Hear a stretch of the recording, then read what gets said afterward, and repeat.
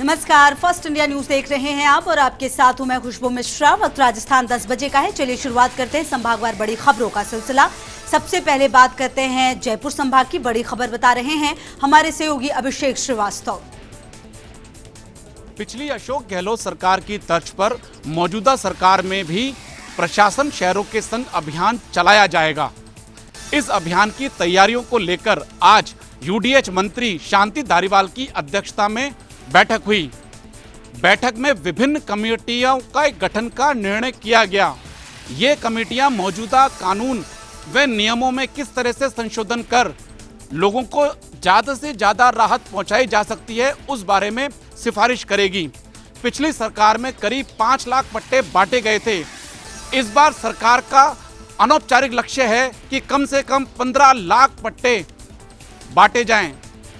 इस अभियान में विशेष फोकस शहरों में पुरानी आबादी पर रहेगा। मंत्री शांति धारीवाल की प्राथमिकता है कि इस बार का जो अभियान चलाया जाए उसमें पुरानी बसावट में जो लोग रह रहे हैं उनको पट्टे दिए जाएं। आगे बढ़ते हैं, बात बीकानेर संभाग की करते हैं, जहां की बड़ी खबर बता रहे हैं हमारे सहयोगी लक्ष्मण राघव। बीकानेर में आज कोरोना वॉरियर्स के सम्मान में एक शानदार कार्यक्रम का आयोजन हुआ। इस कार्यक्रम में सफाई कर्मी, नर्सिंग स्टाफ से लेकर जिले के आला अधिकारियों को सैल्यूट फर्स्ट कहा गया। चैनल हेड जगदीश चंद्रा के अलावा ऊर्जा मंत्री डॉक्टर बी डी कल्ला, केंद्रीय मंत्री अर्जुन मेघवाल, उच्च शिक्षा राज्य मंत्री भंवर सिंह भाटी, सांसद राहुल कसवा, विधायक गोविंद मेघवाल, बिहारी बिश्नोई, सुमित गोदारा, पूर्व प्रतिपक्ष नेता रामेश्वर डूडी, गिरधारी महिया सहित तमाम लोग मौजूद रहे। कार्यक्रम में बोलते हुए तमाम वक्ताओं ने फर्स्ट इंडिया न्यूज के इस इनिशिएटिव की तारीफ करते हुए कहा कि कवरेज में फर्स्ट इंडिया न्यूज हमेशा आगे रहा है, लेकिन जो ये काम कर रहा है खास तौर पर इन कोरोना वॉरियर्स का सम्मान, ये निश्चित तौर पर बेहद सराहनीय काम है। और इस मुश्किल घड़ी में जिस तरह से डॉक्टर्स से लेकर सफाई कर्मियों ने जिस तरह से काम किया, वो वाकई इस बात के हकदार हैं कि सोसाइटी उन्हें सम्मान दे। और ये कार्यक्रम उसी के एकमात्र कह सकते हैं झलक भर है। वक्ताओं ने मानवता की बात करते हुए महात्मा गांधी के कथन को कोट करते हुए कहा कि ये सही है कि मानव की महानता मानवीय होने में ही है। कार्यक्रम में ब्यूरोक्रेट्स भी मौजूद रहे। आईजी, कलेक्टर, एसपी सहित तमाम ब्यूरोक्रेट्स ने भी इस कार्यक्रम में हिस्सा लिया। चैनल हेड जगदीश चंद्रा ने कहा कि आगे भी फर्स्ट इंडिया न्यूज इस तरह के कार्यक्रम आयोजित करता रहेगा। साथ ही साथ चैनल हेड का कहना था कि ऐसा पहली बार हो रहा है कि जान बचाने वाले का सम्मान हो रहा है, वरना युद्ध में लड़ने वाला या जान गंवाने वाले का सम्मान हुआ करता था। आगे बढ़ते हैं, बात उदयपुर संभाग की करते हैं, जहां की बड़ी खबर बता रहे हैं हमारे सहयोगी रवि शर्मा। उदयपुर के हिरणमगरी थाना क्षेत्र के उमरडा इलाके में डिजाइनर सल्फोनाइट फैक्ट्री में हुआ जोरदार विस्फोट। एसिड टैंक में विस्फोट के चलते एक श्रमिक की हुई मौके पर ही मौत। इस पूरे घटनाक्रम के बाद फैक्ट्री के बाहर इकट्ठा हुए स्थानीय लोग और फैक्ट्री प्रबंधन के खिलाफ जमकर जताई नाराजगी। उदयपुर के हिरणमगरी थाना क्षेत्र के उमरडा इलाके में स्थित डिजाइनर सल्फोनाइट फैक्ट्री में आज भीषण ब्लास्ट हुआ।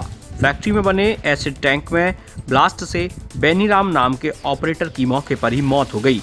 ये ब्लास्ट इतना भीषण था कि बेनीराम का पैर मौके से करीब 200 फीट दूर जाकर कटकर गिरा।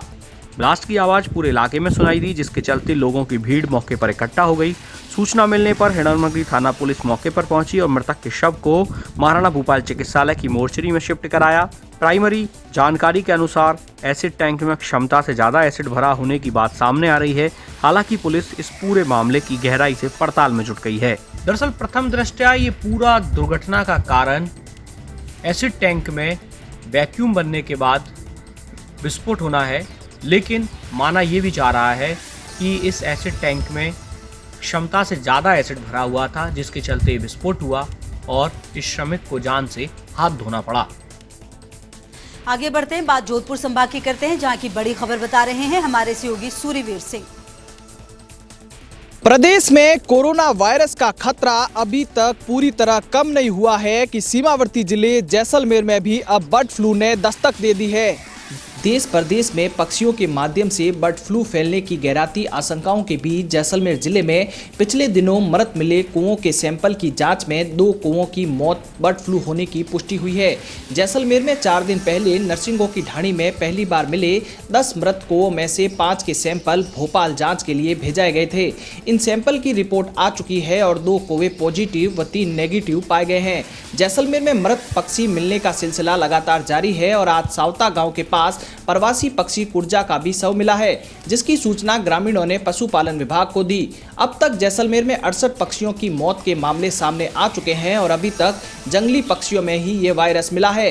बर्ड फ्लू को लेकर अलर्ट जारी है और ये वायरस इंसानों तक नहीं पहुंचे, इसके लिए गंभीर प्रयास किए जा रहे हैं। सरकार ने एक उच्च स्तरीय अधिकारी डॉक्टर कैलाश मोंडे को भी जैसलमेर भेजा है और राजस्थान पशुधन विकास बोर्ड के उप प्रबंधक कैलाश मोंडे सहित जैसलमेर से चिकित्सा विभाग की टीम जैसलमेर के विभिन्न क्षेत्रों का दौरा किया। वहीं लाठी, धौलिया, भादरिया, खेतोलाई सहित आसपास के विभिन्न जलाशयों, तालाबों और विभिन्न क्षेत्रों का दौरा कर और प्रवासी पक्षियों को देखा तथा क्षेत्र में पक्षियों की बढ़ती असामान्य मौत का जायजा लेकर उसकी रिपोर्ट बनाई है तथा उन्हें धरातली सर्वे किया है और ये रिपोर्ट सरकार को पेश की जाएगी। जिले में पोल्ट्री व्यवसायों के अलावा स्थित मांस विक्रेताओं से संपर्क कर उन्हें समझाइश की गई और व्यवसायों को साफ सफाई रखने और पशुओं में किसी भी तरह की बीमारी के बारे में तुरंत विभाग को अवगत कराने के दिशा निर्देश दिए गए हैं। विभाग के अनुसार जिले में पक्षियों की मृत्यु दर लगातार घट रही है, ये एक शुभ संकेत है। आगे बढ़ते हैं, बात भरतपुर संभाग की करते हैं, जहां की बड़ी खबर बता रहे हैं हमारे सहयोगी रवि कटारा। भरतपुर के बैर तहसील के गांव रायपुर में पुलिस प्रशासन और ग्रामीणों के बीच हुई हिंसक झड़प मामले में आज मंत्री भजन लाल जाटव ने ली जिला अधिकारियों के साथ बैठक। तो वहीं दूसरी ओर रायपुर में भी ग्रामीणों ने की एक पंचायत। मंत्री भजन लाल जाटव और अधिकारियों के बीच हुई मीटिंग के बाद एक कमेटी का गठन किया गया है जो इस पूरे प्रकरण की जाँच करेगी। ग्रामीणों का कहना है कि यह जमीन उनकी है, जबकि वन विभाग के अधिकारियों का कहना है कि ग्रामीणों ने जिस जमीन पर कब्जा कर रखा है वह वन विभाग की है। वहीं दूसरी ओर आज ग्रामीणों ने एक पंचायत की जिसमें गुर्जर नेता और डांग विकास बोर्ड के पूर्व चेयरमैन जवाहर सिंह बेडम, पूर्व सांसद रामस्वरूप कोहली सहित कई नेता शामिल हुए। उनका कहना है कि अधिकारियों के द्वारा गैर जिम्मेदाराना कृत्य किया गया है।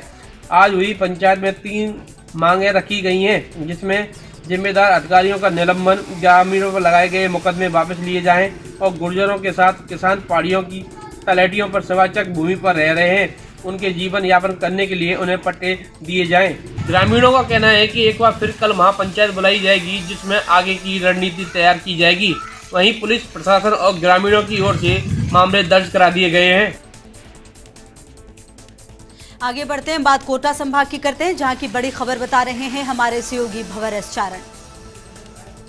कोचिंग सिटी कोटा में शातिर चोरों की एक गैंग ने एक शातिराना चोरी की वारदात को अंजाम दिया। इन चोरों ने कोटा की सब्जी मंडी स्थित स्वर्ण नजत मार्केट को निशाना बनाया, लेकिन ये मार्केट की किसी दुकान में सोने या चांदी का हाथ साफ करने के लिए नहीं घुसे, बल्कि इन चोरों ने रुख किया मार्केट की छत का और यहाँ पर लगे एसी आउटर्स में से कॉपर वायर इन्होंने काट करके और चोरी कर लिए।